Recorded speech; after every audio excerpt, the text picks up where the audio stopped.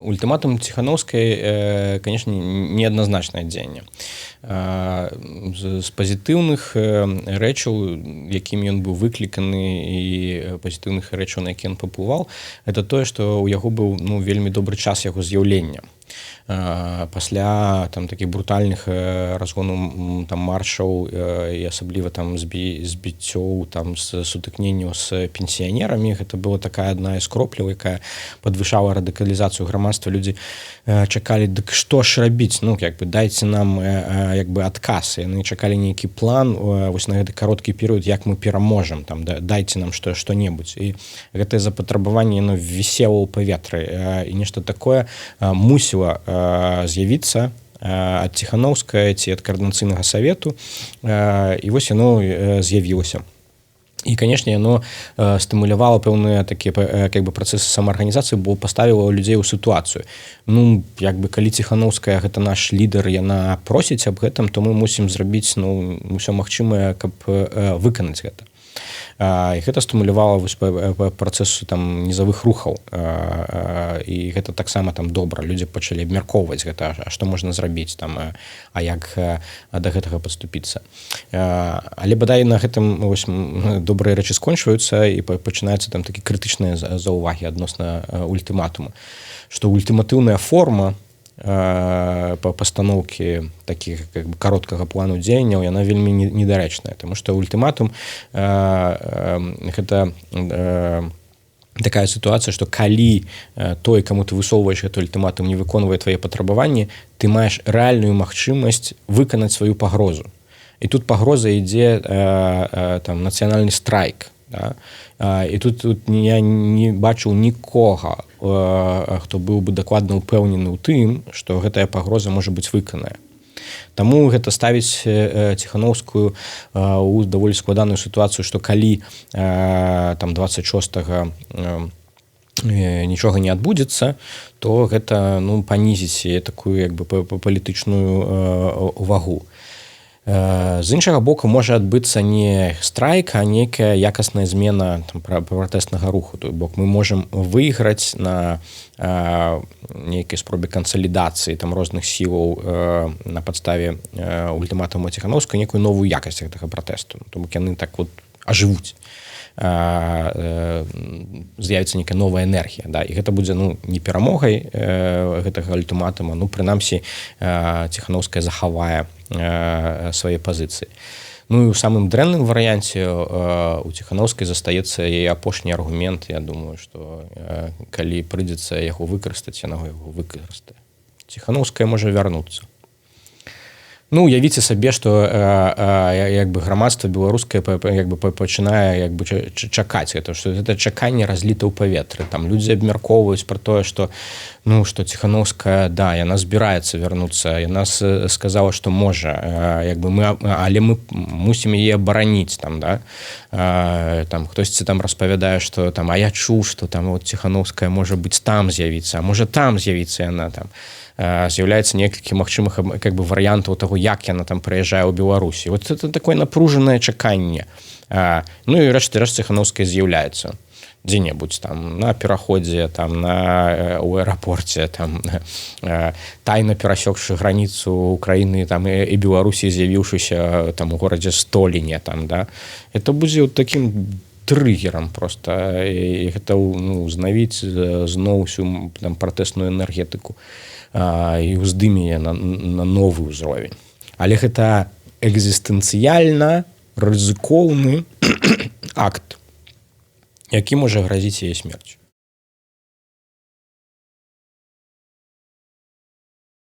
Калі ўсё скончыцца з ультыматумам у самым дрэнным варыянце, я кажу, і яна пачне губляць палітычную вагу, пратэсты, не гледзячы на ўсё, пачнуць сапраўды здувацца, пакуль гэтага не адбываецца, але гэта пачнецца, то гэта застанецца адзіным апошнім аргументам. Ніяк яе дзеянні адтуль ніяк не мабілізуюць і не змяняюць сітуацыю тут, ейнае вяртанне, і нават калі там закрываюць у турму, што не факт, зноў-такі гледзячы, як гэта ўсё будзе зрэжысіравана, да? Ну, Пашыняна спрабавалі закрыць, але гэта быў такі ўзровень уздыму тады у Арменіі, што праз 2 дні яго выпусцілі. Гэта можа быць тое самае тут. Да? Сімбаль у турме гэта такая складаная гісторыя для ўсіх. Сакральная ахвяра яшчэ больш складаная гісторыя для тых, хто хоча ўтрымаць гэты рэжым. Я думаю, што мы недаацэньваем сілу сімпатыяў і сімвалічнай значнасці ні Марыі Калеснікавай, ні Святланы Ціхановскай, яны самі недаацэньваюць сваю эту сімвалічную сілу. То бок у іх, як у сімбалях, шмат жа хто кажа, яны не лідары, яны сімбаль, а што такое сімбаль? Гэта людзі у іх бачаць саміх сябе. То есть, яны увасабленне цялеснае усей нацыі, ўсіх гэтых патрабаваннях, таго, чаму мы хочам, зараз надзей на змены і так далей. Это ідэальная рэч, да? Сімбалі не паміраюць, іх немагчыма забіць. Яны самі могуць сапсаваць сябе, бо это жывыя людзі, але іх немагчыма забіць. Натуральна, гэта экзістэнцыяльная рызыка для такіх людзей. Але рэвалюцыі яны патрабуюць такога кшталту гераічных учынкаў ад людзей. І кожны жа гэтыя гераічныя ўчынкі здзяйсняе на сваім ўзроўні. Калі ты вырашаеш мне пайсці на нядзельную акцыю ці не, нягледзячы на то, што малыя дзеці могуць быць і на працу затрымаць могуць, і яшчэ шмат абставінаў кожны раз. Это экзістэнцыйны акт выбару. Я пайду, нягледзячы, што не пагражае, што мяне заб'юць як у мінулы раз. Выкарыстаем зброю. Але людзі ўзялі і пашлі. Так? І лідар таксама мусіць рабіць такія крокі. Можа, прынамсі. Не той, каб мусіць. Я думаю, што мусіць рабіць, каб рэвалюцыя перамагла, то штосьці такое мусіць з'яўляцца. Як Калеснікава са сваім пашпартам. Магла не рабіць, і ейныя калегі не зрабілі, а яна зрабіла.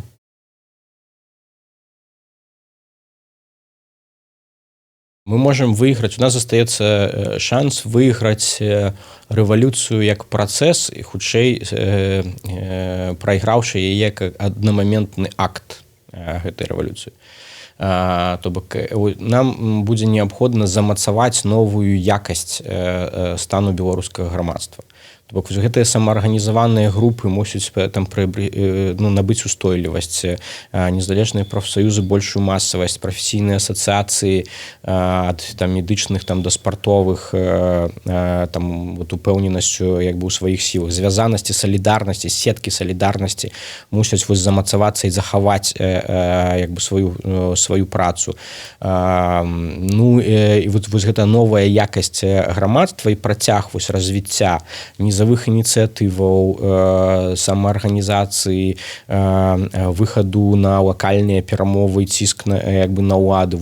Калі мы зможам гэта тое, што нарадзілася, замацаваць і не даць дзяржаве разграміць гэта цалкам, а гэта даволі цяжка, але магчыма у нейкім перыядзе. Калі яны перамогуць, то, канешне, яны запусцяць гэтую рэпрэсіўную машыну пакарання ўсіх нас за тое, што мы зрабілі. Але нас зараз вельмі шмат. Гэта рэальная бальшыня людзей, якія ўключаныя у гэты грамадскі рух, гэтую рэвалюцыю. І калі мы замацуемся ў гэтай новай якасці, то тады, я думаю, перамены будуць непазбежныя праз 1,5-2 гады. То бок мы выйграем рэвалюцыю як працэс. Яны будуць спрабаваць, канешне, вылічыць актыўных элементаў, ізаляваць іх, але тут проста відавочна, што ў іх няма проста рэсурсаў на тое, каб пакараць столькі людзей, пакараць так, каб яны спынілі сваю актыўнасць. вот есть такие модельки просто agent-based modeling про паўстанне людзей. Там ну ўсё залежыць, як гэта развіваецца ад колькасці тых, хто перайшоў у стан актыўнасці, колькасці там умоўных копаў, такія простыя там мадэлькі. Ну вот гэты баланс такі, што калі пэўная крытычная маса дасягаецца, то гэтыя паўстанні яны вот так вот пастаянна як бы здараюцца. Ну няма просто такой колькасці рэпрэсіўных механізмаў і магчымасці загнаць усіх у норы пасля таго, што адбылося. Ну просто я думаю, што ну это ну немагчыма. Калі мы працягнем, ну хай не ў сэнсе актыўных такіх гэтых пратэстаў, а сэнсе замацавання новага стану грамадства. Калі пратэст сыдзе ў глыб самаарганізацыі і ну, падтрымання этой унутранай салідарнасці і сувязяў са салідарных унутры беларускага грамадства.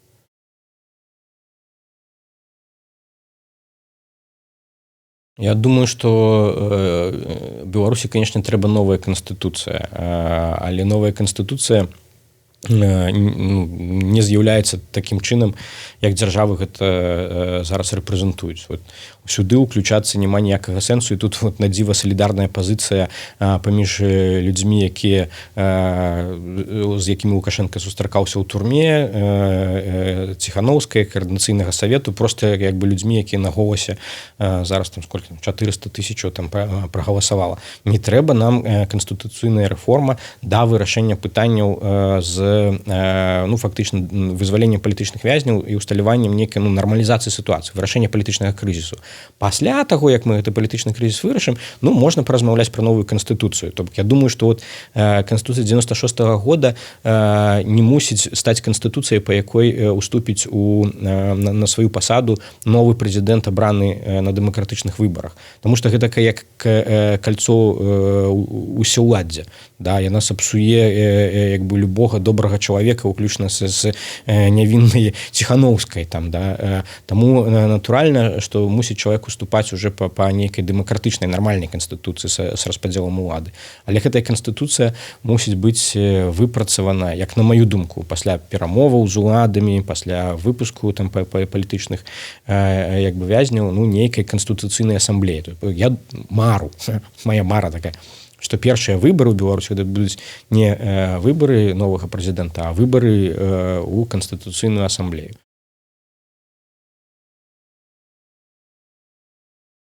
Зараз Расія, канешне, грае на тое, каб атрымаць больш слабую Беларусь. Бок яна грае на раскол беларускага грамадства, узмацненне супярэчанняў паміж беларускім грамадствам і паслабленне самога Лукашенка. То бок каб і грамадства, і ўлады яны былі слабыя, каб Расія магла зарэалізаваць свой сцэнар, ну такое паглыбленне інтэграцыі ці там адгрызання нейкіх значных кавалкаў беларускага суверэнітэта, там устаўленне ў канстытуцыю новую Беларусі нейкіх палажэнняў, якія паніжаюць ну, магчымасць абароны суверэнітэту. Ну, напрыклад, там вот адзіны эмісійны цэнтр прапісаць не тое, што гэта толькі Нацбанк, там, а магчымасць там іншых там ну, такія элементы саюзнай дамовы, якія устаўляюцца так як бы ў новую беларускую канстытуцыю. Мне падаецца, што вот, у гэтым іхняя стратэгічная гульня і ў прынцыпе аслабіць Беларусь, да? Ну, там цалкам каб падвысіць залежнасць Беларусі ад Расіі у палітычным сэнсе перш за ўсё. І вот яны просто карыстаюцца гэтай сітуацыяй зараз рэвалюцыі там, для гэтага, выкручваючы там рукі і Лукашенка, і граючы на там, паслабленні беларускага грамадства.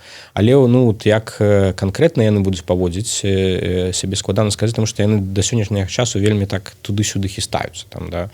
То бок гэта няма такой вот, ну, адназначнай падтрымкі Лукашэнкі, якую той чакаў. Да? Той, конечно, вельмі задаволены этой дыпламатычнай падтрымкай, рыторыкай, але ён хацеў бы, конечно, каб Расія субсідывала Беларусь ну, на вялікую колькасць грошаў, каб ён мог утрымліваць гэтую сітуацыю там больш доўгі час. Расія на гэта не ідзе. Чаму? Таму што ім не трэба ні моцны Лукашенка, ні моцнае беларускае грамадства. Да? Яно спрабуе выйграць слабасць у гэтай сітуацыі. Калі рэвалюцыя ўрэшце рэшт пераможа, Расія будзе проста вымушаная строіць новыя адносіны з новымі беларускімі ўладамі.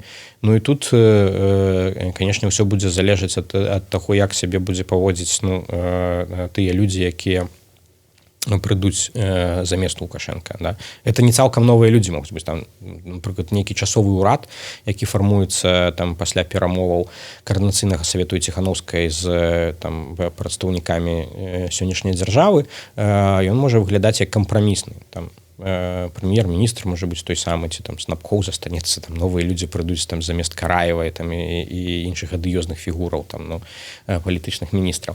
Але вось гэтыя людзі мусяць выбудаваць адносіны з Расіяй. І Расіі трэба паабяцаць, што ўсё застаецца як ёсць.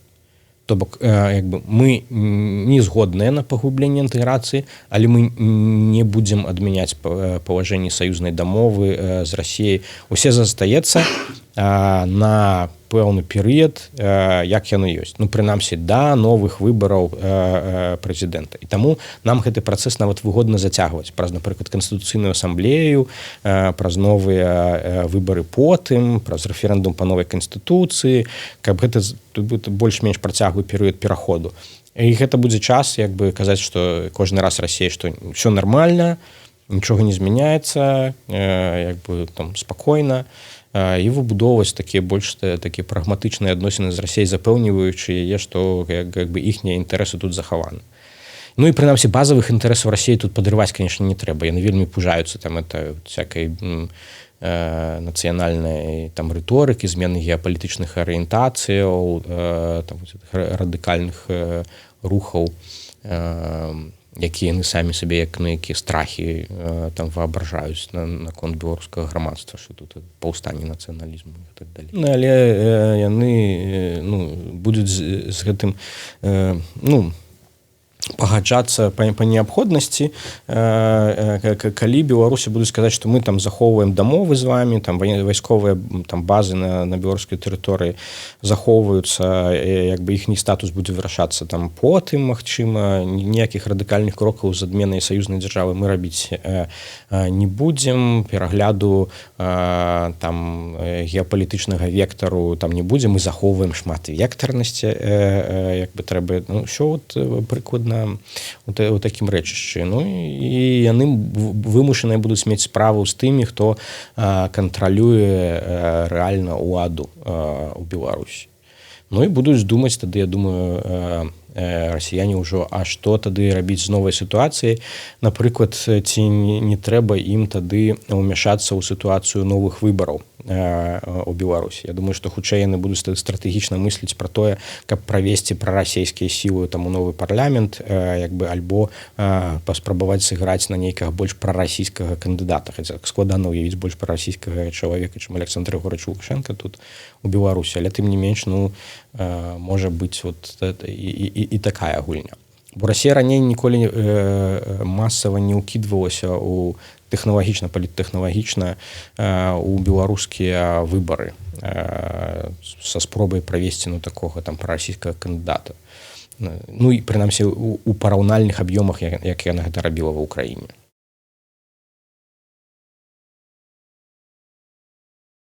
Я заўсёды казаў, што Захад мае вельмі абмежаваны інструмент уплыву на ўнутраную сітуацыю Беларусі. Яны выкарыстоўваюць увесь гэты арсенал там санкцыяў, які ёсць, там ёсць там пэўныя ідэі пра пашырэнне санкцыйнага спісу, уключэнне туды і беларускіх прадпрыемстваў і нейкі спіс з бізнесоўцаў, якія набліжаныя да прэзідэнта, якія там могуць патрапіць з іх прадпрыемствамі ў гэты спіс. Але вырашальнага значэння гэта мець не будзе для ўнутранай сітуацыі, але гэта ўкладаецца ў падточванне такіх сілаў рэжыму. Да?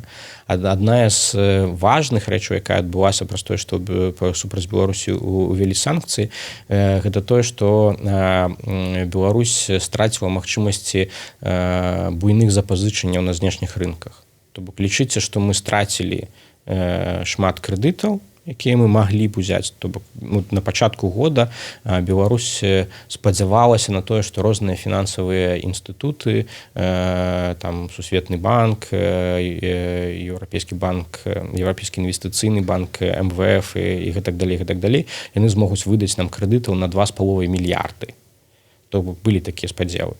Зараз это немагчыма. Акрамя таго, Беларусь у гэтым годзе прыцягнула знешніх запазычанняў праз еўрабонды 1,4 мільярды, здаецца, якія ў асноўным набылі там Злучаныя Штаты, там інвестары Злучаных Штатаў там і Еўропы. Зараз гэта немагчыма, просто мы з еўрабондамі не выйдзем бочна. Ніхто не будзе вазіцца з беларускімі еўрабондамі. Раней, каб вывесці гэты еўрабонды пасля 2015 года, калі сітуацыя паляпшалася, патрабавалася асабістае ўмяшальніцтва еўракамісара Хана як бы ў гэтую справу, які пераканаў там фінансавыя інстытуты ў тым, што гэта магчыма і патрэбна як бы зрабіць. Зараз як бы ніхто не будзе з гэтым просто звязвацца, і Беларусь страціць гэтай магчымасці. Гэта падточвае эканамічныя асновы рэжыму.